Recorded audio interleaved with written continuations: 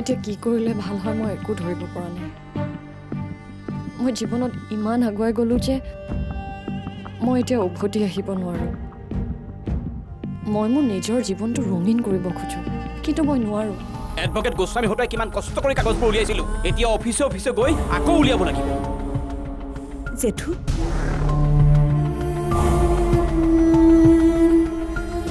আজিকালি বেংকৰ ফৰ্মবোৰ উকিলেহে দিয়া হ'ল নেকি?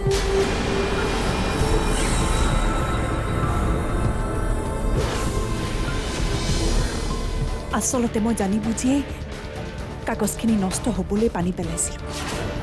কি? তাৰ মানে তুমি জানি খুলি কাগজখিনি নষ্ট কৰিছা? হয়। আপোনালোকে মোক কি বুলি ভাবিছে? মই মূৰ্খ? যিহেতু মোক এইখন ঘৰলৈ উভতাই অনাৰ উদ্দেশ্য মই গম পালোঁ, গতিকে এতিয়া এইখন ঘৰত থাকি মোৰ লাভ নাই। মই বাৰ ঘৰলৈকে যামগৈ। বেলেগে বেলেগে থাকিলে সকলো শান্তিত থাকিব পাৰিব। নাই নাই, তুমি কিয় যাবা অৰুন্ধতী? তুমি ইয়াতে থাকা, তোমাৰ লগত মই আছো। যদি এইখন ঘৰত সঁচাকৈ মোৰ কোনো প্ৰয়োজন নাই, তেনেহ'লে মই ইয়াৰ পৰা যামগৈ।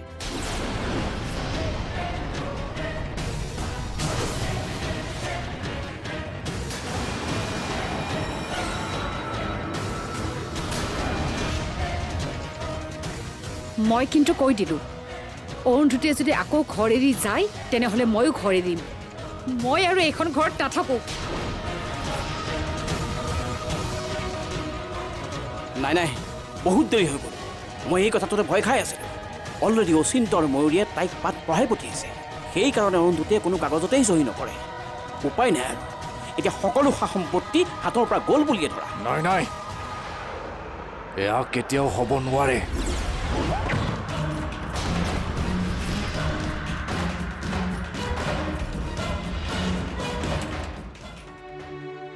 বাইদেউ, আজি কিন্তু আপোনালোক দুয়োগৰাকীকে মই মানিছোঁ দেই। বহিও ভাল বুদ্ধি লগাই কামটো কৰিলে, আৰু আপুনিও ঠিক সেই সময়তে ঘৰ আহি পাইছেহি। নহ'লেতো মই ভাবিছিলোঁ আজি চব শেষ।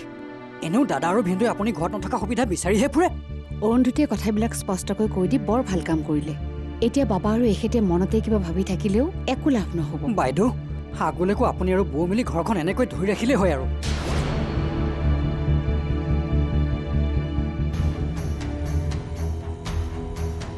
অৰুন্ধতী,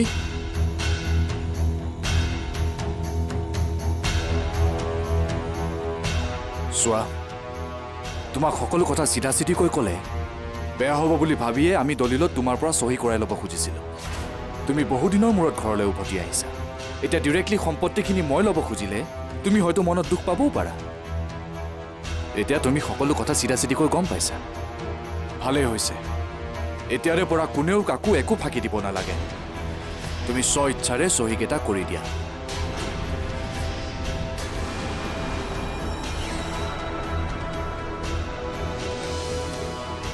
এনেও তুমি সকলোখিনি মোৰ নামতে লিখি দিব লাগিব অৰুন্ধতী, কাৰণ এই সকলো সা সম্পত্তিৰ একমাত্ৰ স্বত্বাধিকাৰী মই। গতিকে মোৰ অধিকাৰখিনিৰ ওপৰত তুমি হস্তক্ষেপ কিয় কৰিবা? চোৱা, তৰ্ক কৰি সম্পৰ্ক নষ্ট নকৰিবা। মোৰ প্ৰাপ্যখিনি মোক দি দিয়া, তাতেই তোমাৰ ভাল। আৰু এটা কথা, তুমি হয়তো ভাবিছা এই সকলোখিনি মোৰ নামত লিখি দিলে তোমাৰ কি হ'ব? তুমি এই ঘৰখনত থাকিব পাৰিবানে নাই? চোৱা, তুমি উভতি আহিছা যেতিয়া তোমাৰ ভৱিষ্যতটো মই উজ্জ্বল কৰিম। এই কথাটো মই তোমাক আগতেও কৈছিলোঁ, আজিও কওঁ। আনৰ সম্পত্তি লৈ লোভ কৰাটো বেয়া কথা অৰুন্ধতী। আপোনাৰ কোৱা হ'ল যদি এতিয়া মই কওঁ? কোৱা, কি ক'ব খুজিছা? প্ৰথম কথাটো হ'ল, মই তলত আপোনালোকক যিখিনি কথা কৈছিলোঁ এতিয়াও তাকেই কওঁ। মোৰ লগত এইবোৰ বুদ্ধি খটুৱাই লাভ নাই। আৰু দ্বিতীয় কথাটো হ'ল, আপোনালোকে হাজাৰ চেষ্টা নকৰক কিয়, মই চহী নকৰোঁ বুলি ভাবিলোঁ যেতিয়া নকৰোঁ। তোমাৰ সমস্যাটো ক'ত অৰুন্ধতী?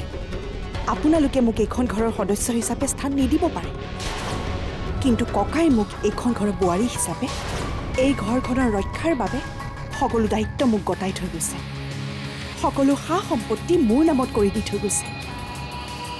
এতিয়া মই আপোনালোকৰ কথাত পৰি সেই সকলোবোৰ আপোনালোকক গতাই দিয়াৰ ভুল নকৰোঁ।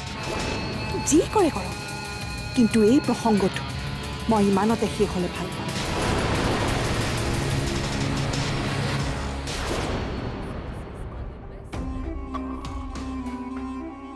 আৰে মাজনী, এইটো দেখোন মোৰ ফাইল। অঁ ইয়াত মোৰ পুৰণি কিছুমান কাগজ পত্ৰ আছে। এই ফাইলটো ক'ত পালা? তোমালোকৰ আলমাৰীত মই মোৰ প্ৰয়োজনীয় কিবা বস্তু বিচাৰি থাকোঁতে এই ফাইলটো পালোঁ। চাওঁ, ফাইলটো মোক দিয়া। কিয়? কি হ'ব? আহা, মই কৈছোঁ দেখোন ইয়াত মোৰ কিছুমান বিজনেছৰ পুৰণি কাগজ পত্ৰ আছে। এইবিলাক চাই পেলাই তুমি কি কৰিবা? ইয়াত তোমাৰ গাঁৱৰ এড্ৰেছ আৰু তোমাৰ নাম সলনি কৰা কোড এফিডেভিটৰ বাহিৰে একো নাই। ইয়াতো বিজনেছৰ কথা একো উল্লেখ নাই। চাওঁ, ফাইলটো মোক দিয়াচোন। তুমি কি তোমাৰ নাম সলনি কৰিছিলা দেউতা? তাকো জন্মৰ বহু বছৰৰ পাছত। কথাটো কি? এইবিলাক কথা তোমাৰ জনাৰ কোনো প্ৰয়োজন নাই। তুমি ৰুমলৈ যোৱা।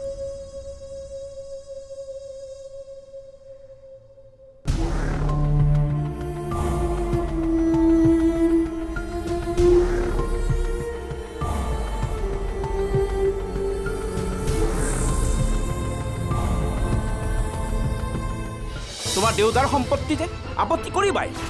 তুমি যি ভাবা ভাবি থাকা, মুঠতে মই তোমাৰ মোৰ বা এই ঘৰখনৰ একো এটা বেয়া হ'বলৈ নিদিওঁ। ঘৰখনৰ আৰু কি বেয়া হ'বলৈ বাকী আছে সেইটো মোক কোৱা। এজনীটো সম্পত্তিত মোক গৈ ঘৰখন শেষ কৰিলেই আৰু তোমাৰ ভতিজাই মদত মুখ দি কি কি কৰি আছে দেখিছাই। ঘৰখনৰ সকলো মাটি সম্পত্তি বিক্ৰী কৰি শেষ কৰিবলৈ ওলাইছে। ক'লৈ যোৱা তুমি? ভিনদেউ আহিছে, মই এবাৰ লগ কৰি আহোঁগৈ। এই ৰাতিখন? মানে এই ডায়েৰীখন দিব লগা আছিল। ডায়েৰীখন চাওঁ, কাৰ ডায়েৰী? নালাগে, মানে এইখন মোৰ দেউতাৰ ডায়েৰী। তুমিচোন চকুৰে নেদেখা। এইখন তোমাৰ দেউতাৰ ডায়েৰী বুলি কেনেকৈ গম পালা?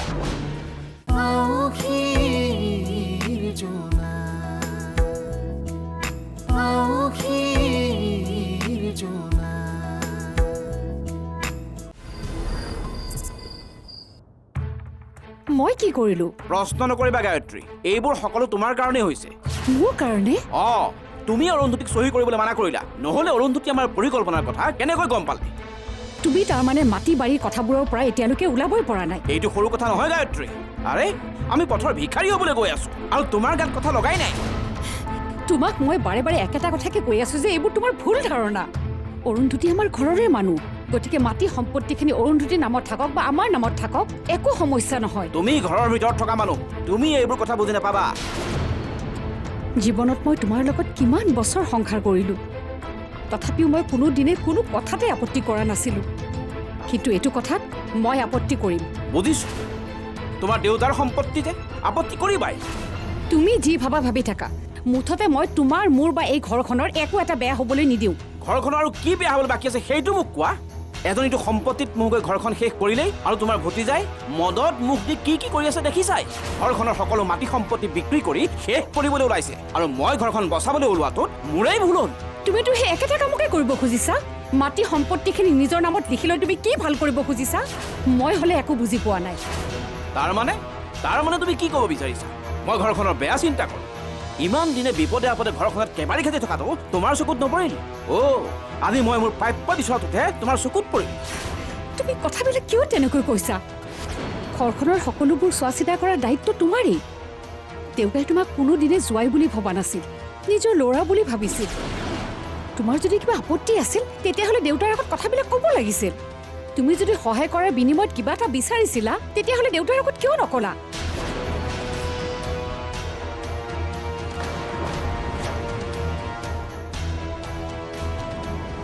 হ'ব, এতিয়া আৰু এইবোৰ তৰ্ক নকৰিবা। কেনেবাকৈ ইহঁতে কথাবিলাক শুনিব লাগিলে মই বৰ লাজ পাম।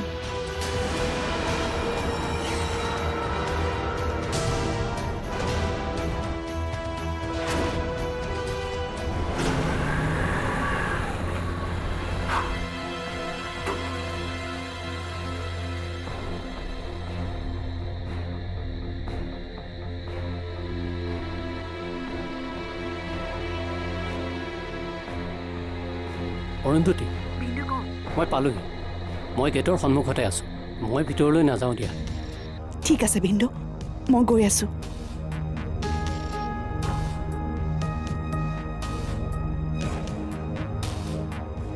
অৰুন্ধতী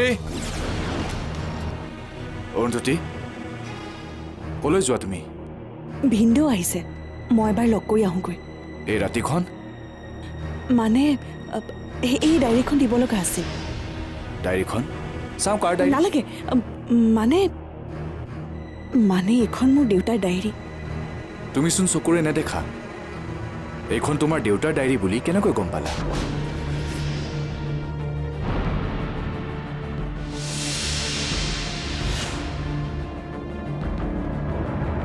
চকুৰে নেদেখিলেও মই স্পৰ্শ কৰি অনুভৱ কৰিব পাৰোঁ বাক আচলতে এই ডায়েৰীখন লাগিছিল সেইকাৰণে মই ভিন্দুক দি পঠাওঁ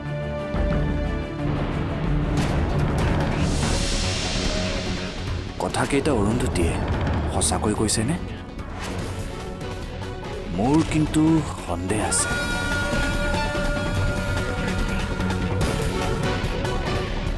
ভিন্দু আহিলা এইখন লগ ডায়েৰী এখন বাক দি দিব ঠিক আছে এতিয়া কেনে অৰুন্ধতী সকলো ঠিকে আছেনে ক'তনো ঠিকে আছে ভিন্দু সকলোবোৰ আগৰ দৰেই আছে চাওঁচোন কি হয় তুমি অকণো চিন্তা নকৰিবা মই থানাত এই বিষয়ে সকলোবোৰ কথা জনাইছোঁ তুমি কিবা অসুবিধা পালে মোক ফোন কৰিবা যিমান ৰাতিয়ে নহওক কিয় মই আহিম অচি ছাৰে একেখিনি কথাকে কৈছে এতিয়া সকলো তোমাৰ লগত আছে হ'ব দিয়ক ভিন্দু আপুনি এতিয়া সোনকালে যাওকগৈ ঠিক আছে প্ৰাঞ্জিত ব'লা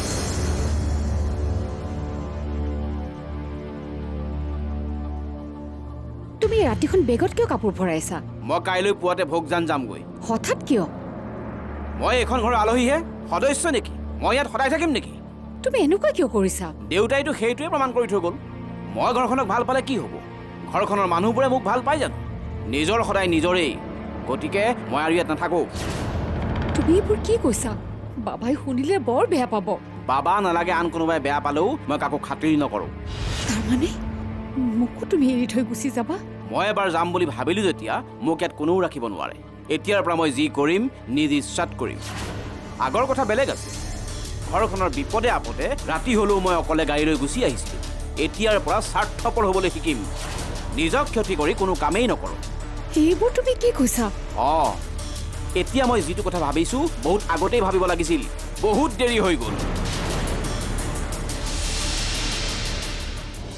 দেউতাই গুৱাহাটীত মানুহ এজন লগ কৰি অহাৰ পিছত দেউতাক প্ৰায় এই ডায়েৰীখন পঢ়ি থকা মই দেখিছিলোঁ আৰু মই চাব খুজিলে দেউতাই সদায় মানা কৰিছিল তেতিয়াই মোৰ সন্দেহ হৈছিল এই ডায়েৰীখনৰ ভিতৰত নিশ্চয় কিবা আপত্তিজনক কথা আছে মই আপোনাক বুজি পাবলৈ আৰু বাকী নাই দিনত মোৰ লগত তৰ্ক কৰি লাভ নোহোৱাৰ বাবে এতিয়া এইবোৰ বুদ্ধি খটাই আছে কিন্তু লাভ নাই মই চহী নকৰোঁ ঠিক আছে মই আৰু বিজনেছ কৰাৰ কথা কেতিয়াও নাভাবোঁ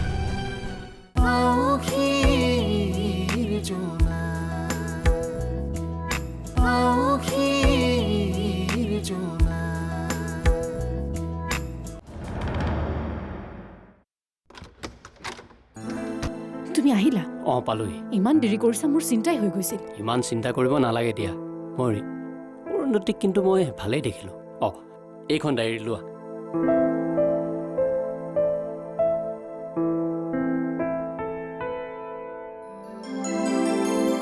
এইখনেই সেইখন ডায়েৰী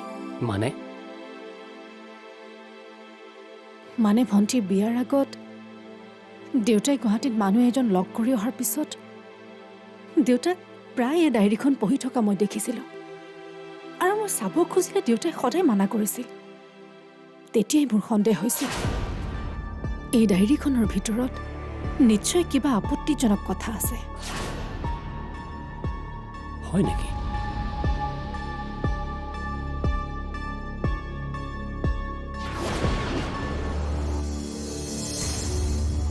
কওক তুমি দিনৰ কথাবোৰ ধৰি নাথাকিবা অৰুন্ধতী। মই দিনত তোমাক কোৱা কথাবোৰ ভাবি মোৰ নিজৰে বেয়া লাগিছে। আচলতে মই কথাবোৰ বেয়া ভাবি কোৱা নাছিলোঁ। মোৰ ইচ্ছাটো হ'ল মইতো এনেকৈ থাকিলে নহ'ব অৰুন্ধতী। কিবা এটাতো বিজনেছ আৰম্ভ কৰিবই লাগিব, আৰু বিজনেছ আৰম্ভ কৰিবলৈ মোক কেপিটেলৰ প্ৰয়োজন হ'ব।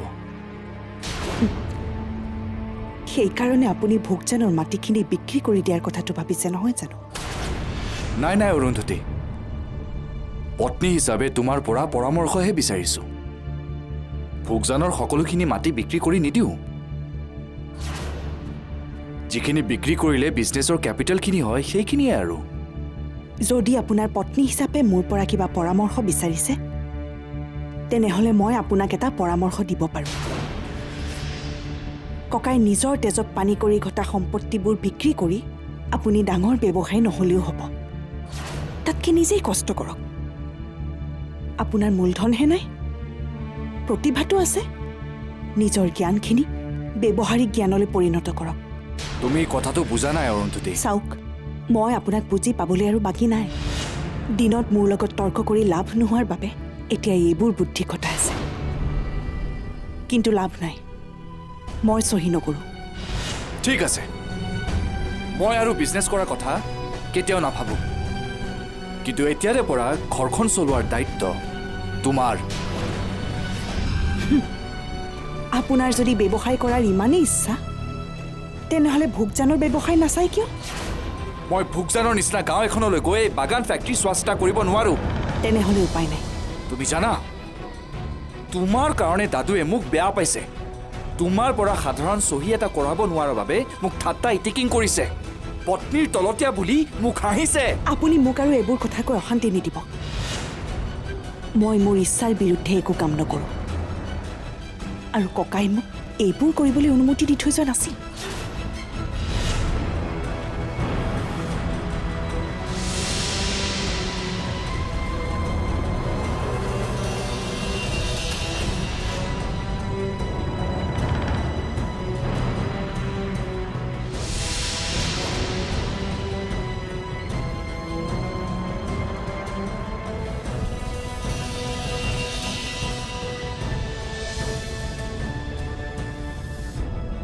এইটো বেডৰুম, বাৰ নহয়। এইবোৰ খাবলৈ বেলেগ ঠাই আছে। এইবোৰ খালে মই বেয়া পাওঁ, আৰু মই বেয়া পোৱা কাম নকৰিব।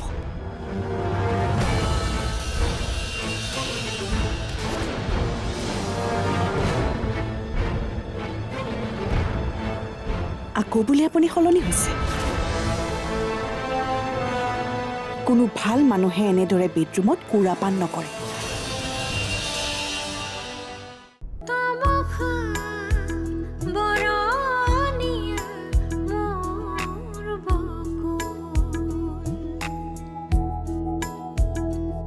মলয়া জোৰণীয়া জেনাকু